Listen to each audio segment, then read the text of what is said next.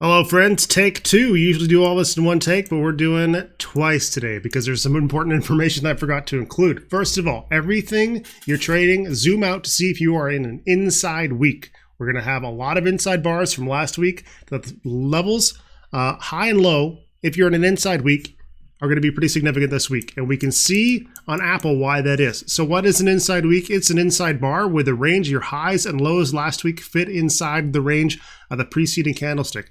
So you can see all of this action on Apple right here. And then the next week you get all this action inside. So it's like a nesting doll situation. The big issue and why this is helpful for us is when we break those levels, we can see a cascade of stop losses being triggered and shorts being taken, and it generally results in a pretty significant move. So we have moved more in one day than we did all last week in the inside range. The break of 116.81.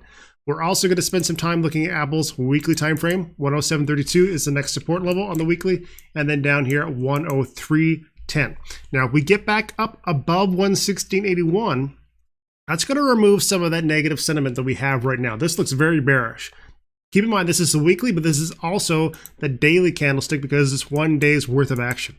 Now, we can start to look for some short-term bounces, but even on a daily bounce, we're just going to be looking for a lower high under 119.06 at this point. Go to the 4-hour time frame. We're going to spend some time in the hourly time frame. But before we do, look at this support here, 112.35. We have a lot of bear momentum. I don't see why bears wouldn't be able to continue and down and test that daily support level. We could see a little bit of support here and maybe even a little bit of a baby bounce tomorrow, but that's an important level to for the bulls to defend if they want to change the course of the hourly time frame. 112.35 below that 107.32. That's our weekly support level. It's also a daily support level. 4-hour time frame. Do we see any bounces yet? Not really.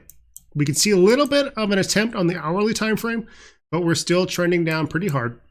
And I don't see any reason, again, why we can't look for a flush to 112.35. There's a lot of bear momentum here. On the 5-minute time frame, let's go and begin that a little bit. Pretty significant bounce, probably better on the 15.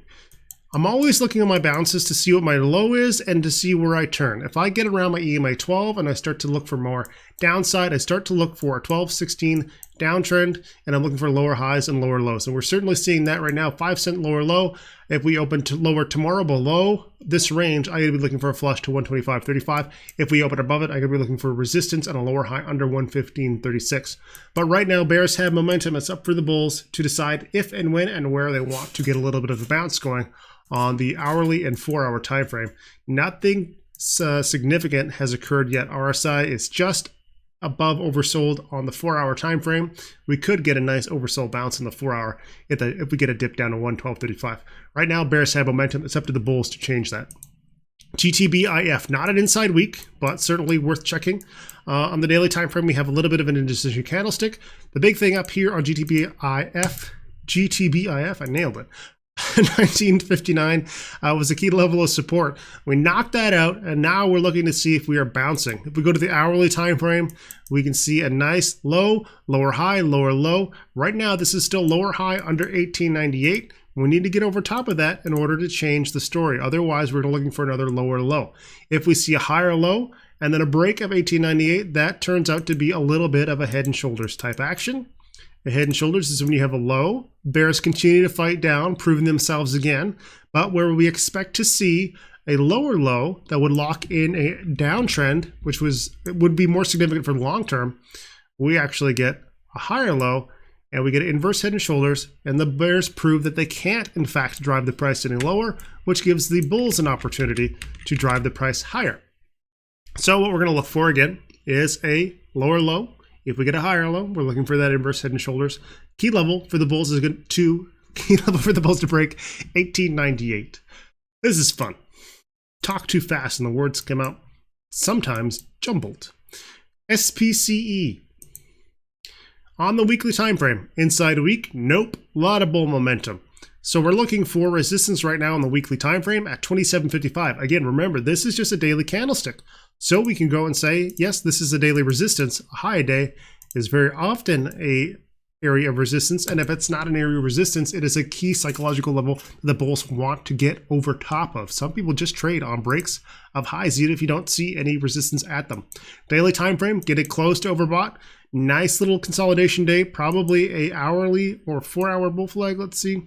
No, not quite at all. But we did get a nice 4-hour higher low, and that's what we want to see. When we look at the daily time frame or even the weekly time frame, and you're looking for continuation, and you see a big ugly red candlestick like this, you want to take a look and say, can we explain this ominous red candlestick in a healthy consolidatory way? Consolidatory? Yes, that's right.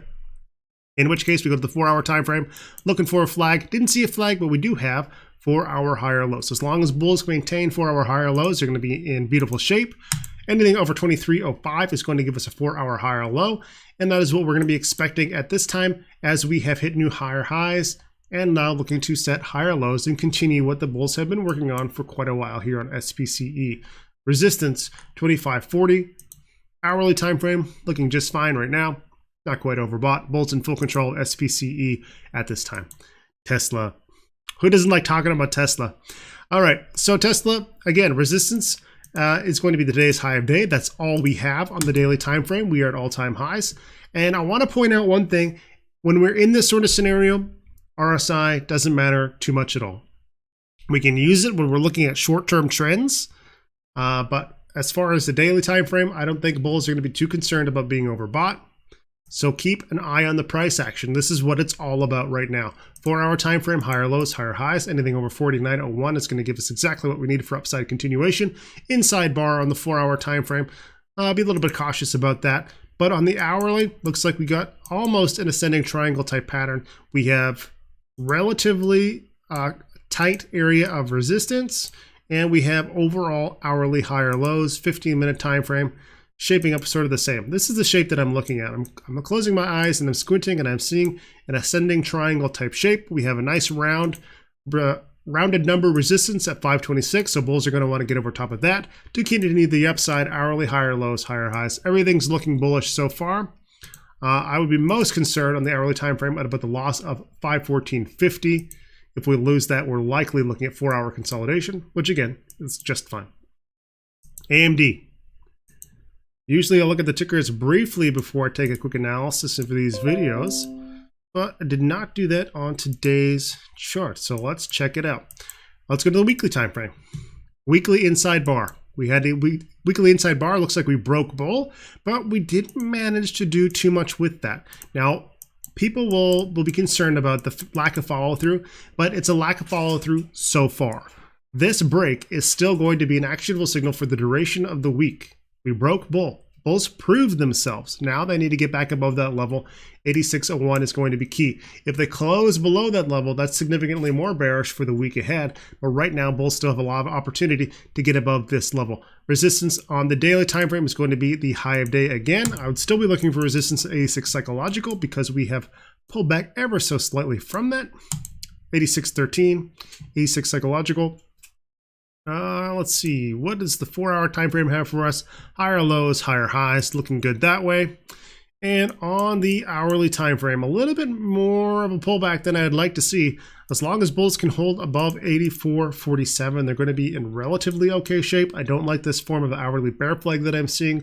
I may look for a little bit of a bottom fish there, expecting 4-hour higher lows. We haven't really locked this one in yet.